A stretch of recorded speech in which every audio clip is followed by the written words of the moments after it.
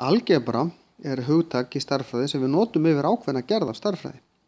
Algebra kemur úr arabísku eða orðið, en á íslensku þýðir þetta merkja málsfræði. Algebra er sem sagt stærðfræði þar sem við erum að vinna með óþekktar stærðir. Þá notum við tákn fyrir þessu óþekktu stærð og getum því að leyst jöfnu til dæmis og fundið þá út hvert gildi stærðarinnar er.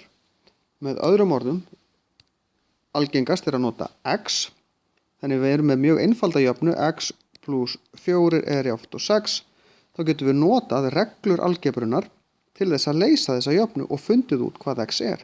Það gerum við með því að gera -4 báðum megin, þá núllast þetta út hér, þá er bara eftir x hérna megin, 6 minus 4 eru 2. Hérna er ég búin að leysa hvað x er. Í raun má ég nota hvaða bókstaf sem er í algebru, ég má þess vegna nota einhver önnur tákn nema stærðfræðitákn.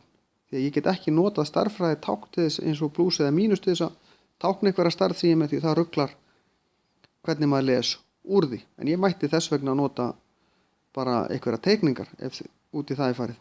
En það er algengast að nota bókstafi og algengustu bókstafirnir sem við notum eru x, y og z. En það er meira bara svona hefð frekar en eitthvað annað. Af því að þessir bókstafir eru lítið notaðir annar staðar og sérstaklega ekki í upphafi orðs.